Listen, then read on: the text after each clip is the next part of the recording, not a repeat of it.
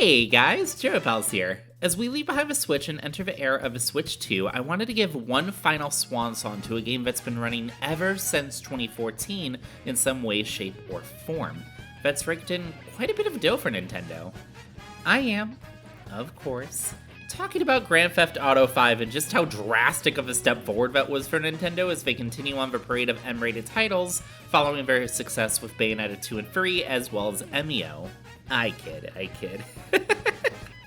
Obviously, it's Mario Kart 8. The fact that this game came out the year I graduated high school is one thing, but the fact that I'm pushing 30 and Mario Kart 8's engine is still running is a whole other thing.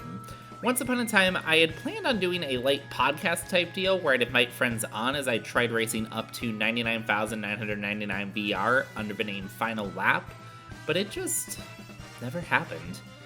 I've been using the exact same Daisy build pretty much ever since the Switch version dropped, but with Mario Kart World now on the horizon, I wanted to give a final goodbye to this game I've had so much fun with over the years, and a game I really meant to do more with on this channel. My solution?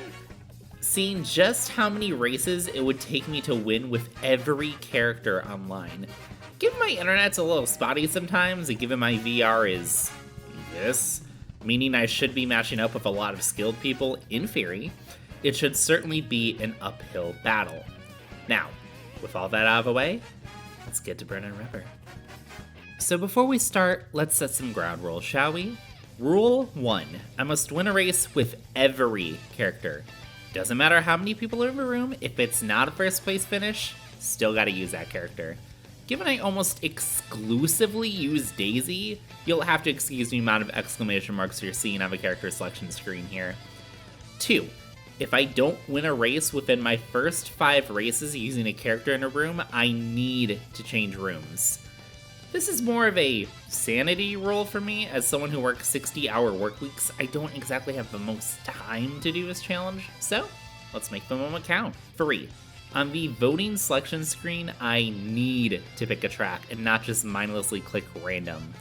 This one's a very me rule. It's just so I can keep my personal engagement up during this whole thing, given it's a lot of Mario Kart. Easy enough, right? My personal goal throughout this whole thing was to win more than 10% of my races, so we'll see just how this goes. We'll start up with Mario, who's actually started off pretty strong in Mute City. Just a little more... Oh. Wow, okay.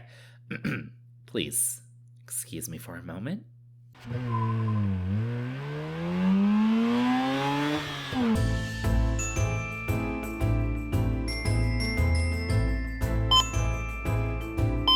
There's a flash in my eyes, time to see my condition. The nation is gonna run again. Can't you see? One Ethernet to USB adapter later, and we should be good. What? Did I do something? I'm so goddamn happy the Switch 2 has an Ethernet port. Let me tell you, apartment internet is strong as hell until it's not. Especially with how shaky the Switch's internet can be sometimes. It's something. At any rate, Mario, but for real this time. So, small tidbit as we get these races going in this first room. VR barely means anything in Mario Kart 8 Deluxe. There's some correlation between skill and VR points, but given how minimal points gains and losses can be and how high the cap is, if anything, it's just an indicator of how online you are more than anything else. Also, given Smurf accounts and the like exist, don't take them too seriously. Anywho, after a nice de-rusting race at Rock Mountain, I'm able to clear Mario pretty easily in 2 races, with this nice performance here in Berlin Byways. Sensisoft is someone in my friends list on the Switch, and someone who generally puts up a good fight, so glad I got to see him nice and early in this challenge. After that race though, we got our first quintuple 9 VR player as we set up with Luigi, a player by the name of Fran. Now, here's a key tip I can give to people wanting to topple these racers with maximum VR. Just keep the pressure on. I've noticed there's a pretty big phenomena in Mario Kart 8 to where people will start to fight for a second, just so they can be the ones to take a shot at first place, when all you really end up doing is giving first place a wider and wider lead with a lot more opportunity to protect themselves. Not that I raced this Swamp Ruins race super well, but you can see that phenomena in effect with just how wide of a lead Fran had over everyone else by the time the race finished. You can sorta kinda see that practice in effect over the next few races, even if I couldn't clutch it up within 5 races, and completely bombed a few of them. God, that N64 Rainbow Road race was so bad, oh my god. So much so that the shock resulted in me leaving the room a whole race early. That, or I can't count. You be the judge. After the room move though, the VR ended up being much lower on average, so you would think I could easily win. Nope, coconut mauled. Got there on my second race in the second room though, taking us to a total of 2 rooms and 2 wins out of 8 races, thanks to similar dominance on Hyrule Field that Fran displayed during Swamp Ruins? Parallels! After the mess with Luigi though, we hit a bit of a stride. Peach and Daisy each took a singular race, which honestly for Peach is surprising given just how badly I messed up in the second segment of Big Blue. Word of wise, maybe give yourself an hour of warm-up races before trying to step forward into a challenge like this. Last time I had played was over 6 months ago during a trip to Illinois. Not to John on the situation or anything, but when you haven't done something in a bit, you rusty. Anywho, back to characters. Rosalina was also a one and done, fittingly on Rainbow Road, followed by Tanuki Mario at Toad Harbor. Cat Peach brings with her the first loss we've experienced in a little bit during a round on Koopa Cape. Lap 1? Pretty solid. Lap 2 though, the other races properly applied some pressure, blocking me off from the win. Fortunately, SNES Bowser Castle 3 went a lot better, bringing our totals up to 2 rooms and 7 wins out of 14 races. Birdo unfortunately couldn't keep the 50-50 line thanks to a combination of a new higher VR player by the name of Mary, a rough second lap on Cheeseland, and a potential premature use of a Bob-omb on lap 3 of Moo Moo Meadows. Fortunately, I was able to clutch up on Moonview Highway just thanks to the most insane green shell on the final lap, allowing me to finish Birdo in 3 races and the first row in a total 17. Starting off the second row is Yoshi, who ended up taking 2 races as well. I raced Excite by Green out like crap, I'll very readily admit that. But at least Rosalina's Ice World went pretty well, with my main competition on the track being Fancy Pants instead of Mary. Given Fancy Pants has nearly 50k less VR than me, it really does back up what I was saying earlier that VR simply isn't everything. That and someone with less than 1500 VR won the Excite by Garena race. And then there was Toad. Something about this little fungus head goober was just not clicking in this room. It was a lot of close calls to be fair, with top 4 finishes in Roma Venti, Moo Moo Meadows, and Bowser Castle, before finally coming up with a huge win in Mute City, cementing the win I never got with Mario at the very start. At least Koopa Troopa went a lot easier, with a close call on Waluigi Pinball getting fixed up by a nice round on Mount Wario. The racetrack, not the action. Horny Jail beckons for so many of y'all, I swear to God. The second row continued to be rough with our next character, Shy Guy, in large part thanks to an incredibly rough lap 3 on Squeaky Clean sprints. Seriously, that whole part in front of a final glider section, so bad. Keep in mind, at this point the room was just myself, Mary, and a bunch of people with less than 5k VR, so it really was just drawing the short stick over and over again. I couldn't quite grab the items I needed for Shroom Ridge, but fortunately Animal Crossing went very smooth, allowing for a 3-course finish. Next was Lakitu, with who it was really just a matter of revisiting the past, losing yet again on the course of my favorite newcomer in Mario Kart World, but winning yet again in Rosalina's Ice World. From that point though, the row smoothed itself out. Toadette was a one and done on Maple Treeway and a pretty free race now that Mary was gone. King Boo took 2 races thanks to a really bad lap 3 on Cheep Cheep Beach, with some quick recovery happening, very thinly at Twisted Mansion, and Petey Piranha pretty easily cleaned house in Rock Rock Mountain. With 2 rows now done, I figured it was a good time to take a break from recording. Before we kick back up though, let's go over some stats. Over the course of 16 rounds, as it were, I only needed to move rooms once, and lost a total 18 races, putting my record at 16 of 34, or roughly 47%, well ahead of my goal. Now, to bounce into the baby row, but do me a favor really quick, viewer at home. Get up, take a quick stretch, then let me know who your main is in Mario Kart. This little sweetheart named Winnie would love to know for research purposes, and you wouldn't turn down the sweet little face, would you? Yeah, that's what I thought. Day 2, our third row and 17th character. This session has us starting with Baby Mario, complete with a relatively tougher room, as you could tell by the VR uptick here. Then again, I'm my own worst enemy, because how the hell did I fall there on SNES Bowser Castle 3? A mess run through, let me tell you. Fortunately, I got my lick back in a few ways on Roma Venti, letting Baby Mario finish in 2 races. This good fortune continued with a one and done with Baby Luigi on a track he really had no business dominating, the Mario Kart 8 version of Bowser's Castle. This was quickly followed up by Baby Peach on London Loop, but really quick.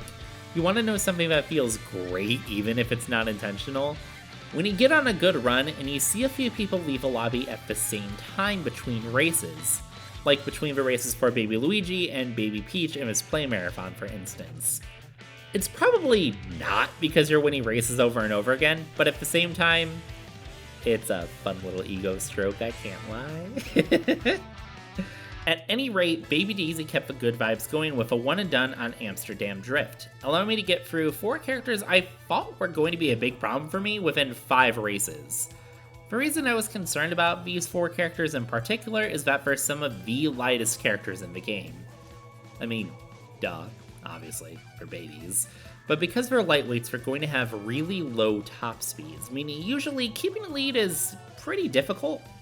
All you can really do at that point is just use your track knowledge to your advantage and use items effectively to keep the lead. Which, fortunately, I've been able to do in spades, even if the room has been more difficult than the second room that we were just in, by way of pressure actually continuously being exerted. Especially by Meowfit, who came close a few times. That said, everything changed when Baby Rosalina very illegally got behind the wheel. So, I've never played the Yoshi's Island games, something I really need to fix, but I know first and foremost that Baby Rosalina is not within that game's lore whatsoever.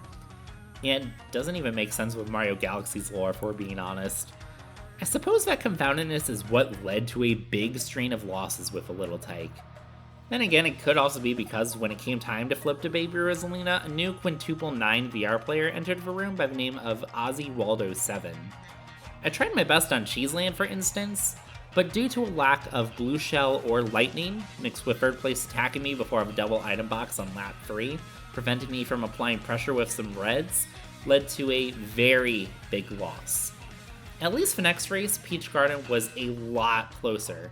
I just missed my green shell on Meowfit, but after further losses on Yoshi's Island, SNES Mario Circuit 3, and another horrible loss on N64 Rainbow Road, per my rules, I had to change rooms. Funny enough, Meowfit had the exact same idea and changed rooms as well.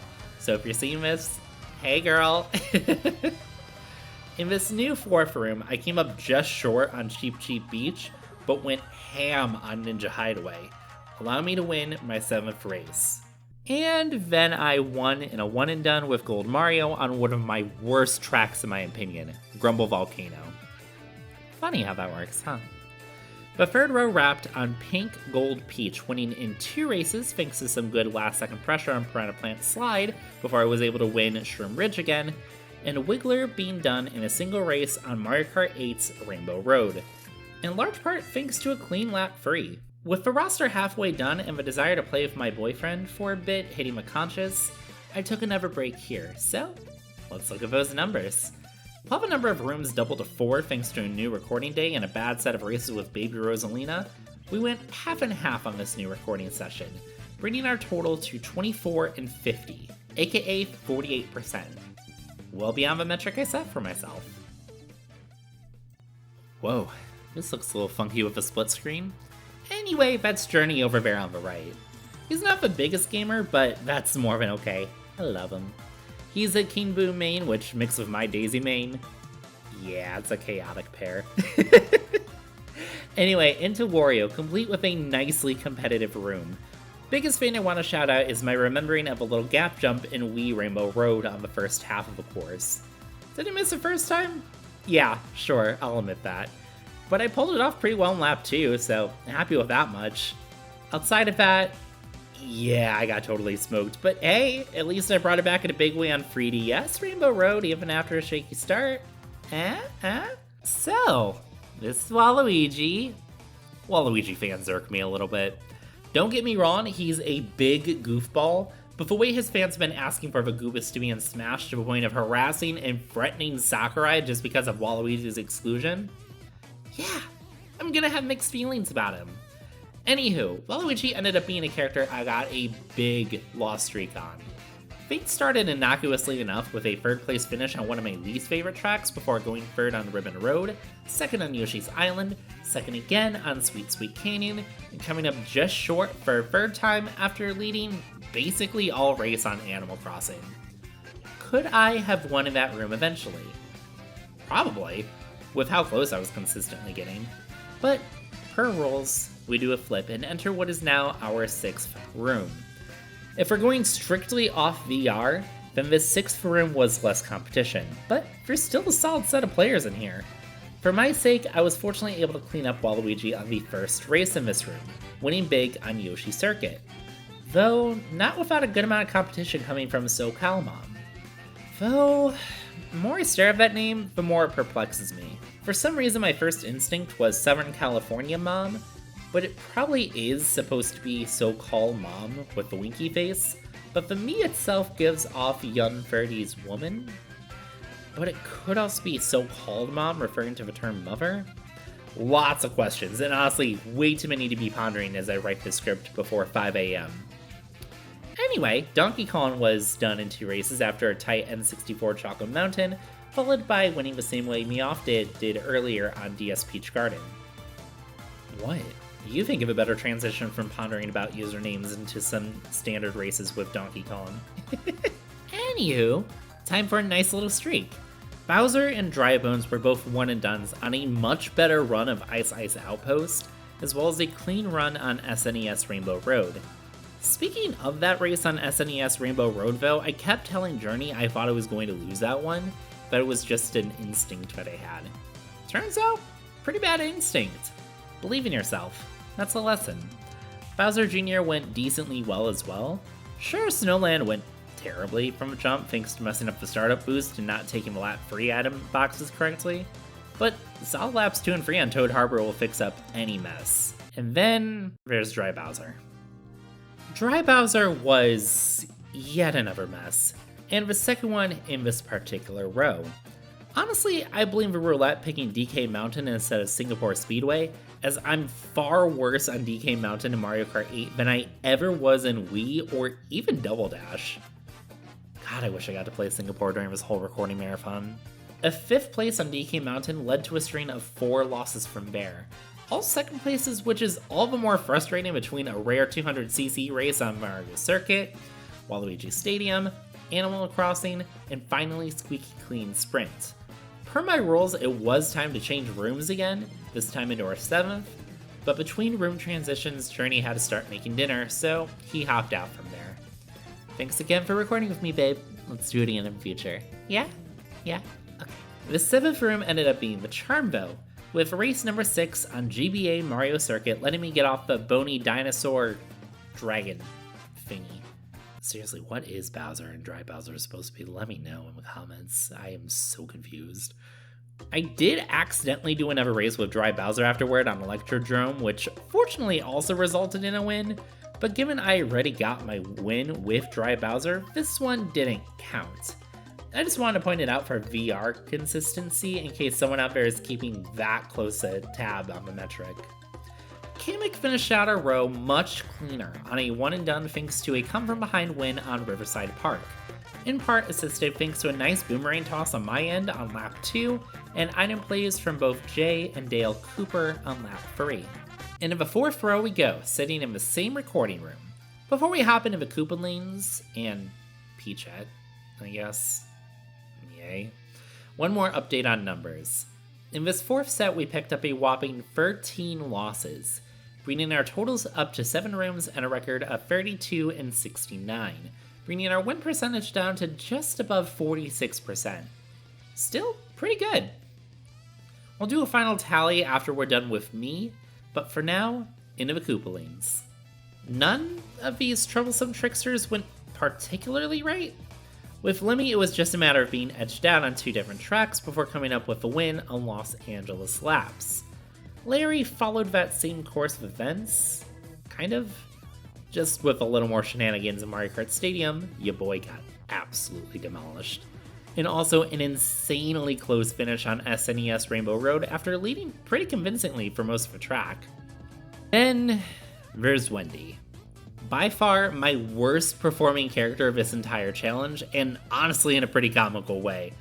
It really did not matter what I did or what course it was, be it SNES Bowser Castle 3, GBA Boo Lake, or GCN DK Mountain. It was just loss after loss after loss, almost exclusively within the 4 through 6 for range.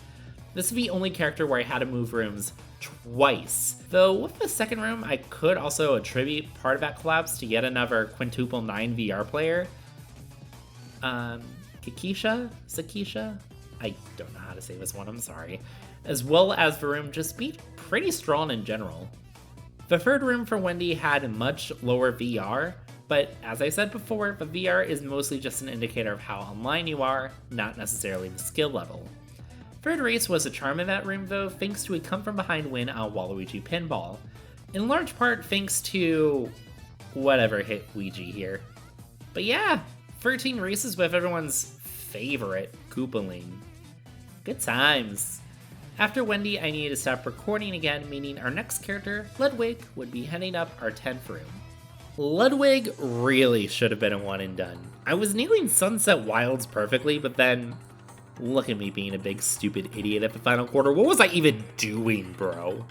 Third time's the charm ended up being the case for Lewig thanks to a pretty dominant win on Yoshi's Island, in a room with a few people over 10k VR no less.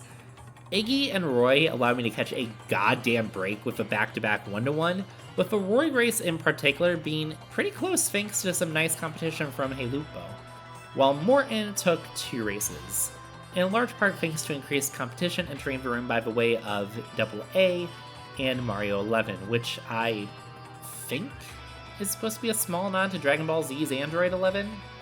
Maybe? Probably wrong. Just a hunch. Morton honestly should have taken more than 2 races, but thanks to just the most perfect set of circumstances, I was able to finally leave a Koopa Kid Carnival. You know, crazy thing about the Koopaling win rate. Without Wendy's numbers, I went 6 for 13 on the other Koopalings, right under half and matching everything else thus far. Add in Wendy though, 7 in 26, less than a 33% win rate. Oh, right. Peachhead is in this row too. Honestly, given all the Bowsette memes when she first got revealed, her being alongside the Koopalings makes complete sense. Toad Circuit went about as well as that track is good, but fortunately I was able to do another 2 and out thanks to some nice racing on Rock Mountain. With that, the 5th row is done, and just 8 characters remain on the board. No time like the present though, so let's keep on rolling. This last row was another one and done, where I needed to enter a new room for recording purposes, which makes this room 11. Not great. This 11th room also had a pretty high skill ceiling thanks to multiple people with more than 99k VR and there at the same time at various points. Less I say about the Sky Garden race, the better, especially with how brain dead I was for my first race that day and how badly I got messed up. The things with Inkling Boy, well, they went splat. I hit my 5 loss roll in room 11 despite some pretty close finishes, but fortunately with a much better raced Shroom Ridge, Inkling Boy was able to be finished in 7 races, which isn't great, but hey, at least it's not Wendy level bad, right? Fortunately, our Animal Crossing representation went a lot smoother, with Villager somewhat fittingly having a 1 and done on Moo Moo Meadows while Isabelle took 2 races. Straight up, I just got knocked around on Wii Rainbow Road hard, while GBA Mario Circuit was a Morton level right items, right time situation. Link closed out our third-party representation with yet another one and done on Sunshine Airport, but I just want to call attention to the final few seconds of a race once again. That's actually insane how perfectly that worked out. Like, that's unreal. Diddy Kong quickly followed up with another one and done on Mario Kart 8 Rainbow Road, this time at 200cc, and actually went pretty incident-free.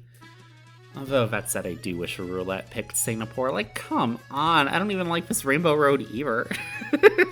After that nice little clean streak, I was expecting similar easiness for Funky Kong, but, nope. Not that I lost an egregious amount of times with Funky Kong, but given it took 3 races to pull a win after the last 4 was a sign of things to come for this ending. I might also attribute some of that to how I was a Daisy Mach main for Mario Kart Wii and not a Funky Flame Runner main, but hey, who's to say? Another contributing factor here would be the introduction of C-Dub Boiler into the room, who absolutely gave me a run for my money, alongside Revum, who joined in with Miss Revum. The first 2 races were a disaster, but hey, I at least was able to finally get some redemption on N64 Rainbow Road, thanks to how close I was to first when the lightning on lap 3 hit. Pauline ended up taking 5 after some unlucky laps on the likes of Rosalina's Ice World and Dragon Driftway, but at least I came up clutch on Paris Promenade. C-Dub Boiler, if you're watching, I am so sorry about pulling 50 million in 7 runs. You absolutely should have won that race. But I did. Which means I got to stay in the room as I got to my last character. Myself. After very carefully selecting my me outfit, I was faced with the ultimate gauntlet with the same group of people who just given me hell with Pauline. Baby Park. 7 laps, 14 right turns, 1 winner. I'll just let this race play out in full so we can get the full experience. Yeah?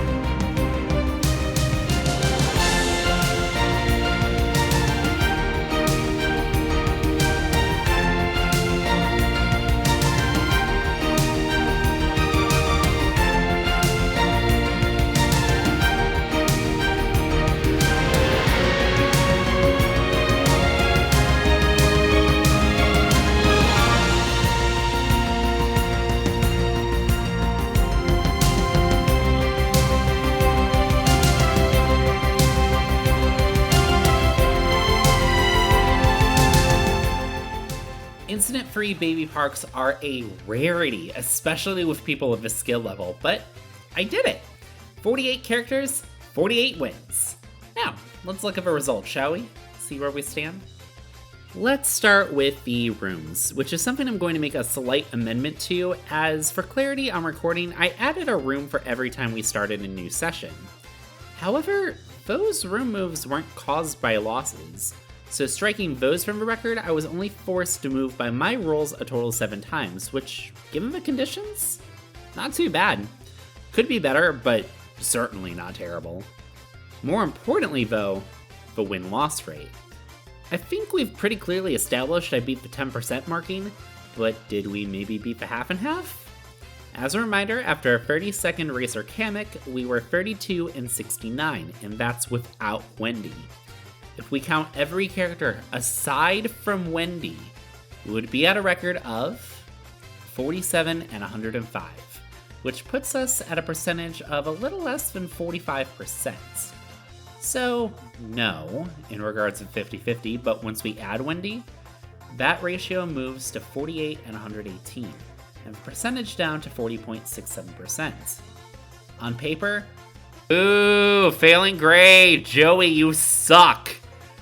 But in the context of Mario Kart, where there's an insanely wide swath of racers with all sorts of skill levels, mannerisms, and that sort of thing, I don't know. Being able to win roughly 2 out of every 5 races and being able to keep up with a lead in most circumstances, I can't really chalk that up as anything other than a win. I mentioned before that Mario Kart 8's been around for a while, between its debut on the Wii U and its lengthy life on the Switch, and in that time I've gone through a lot, dealt with a lot, and grown quite a lot. What hasn't changed though is my enjoyment of this silly little racing game. I think almost entirely because I'm simply just having too much fun trying to change up my strategy on the fly. It doesn't matter how many bad races you have, one crazy item throw or one squeaked out victory is going to stick with you a lot longer than the bad.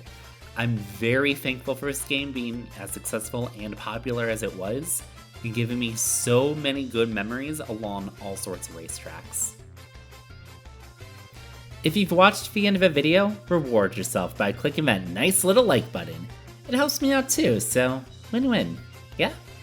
Also, feel free to click the subscribe button, that'll absolutely make my day. Both of those clicks will also tell me that you guys really want more Mario Kart content, so I'll do my best to make sure it happens. It helps bring other people in too via the algorithm, and when it comes to Mario Kart, the more the merrier, right? With that said, I think it's about time I talk about the show I work on, Reality Resort. So I'll see y'all soon for that wonderful time with some of our voice actors. Until then, my name is Joey Pals, signing out. See ya!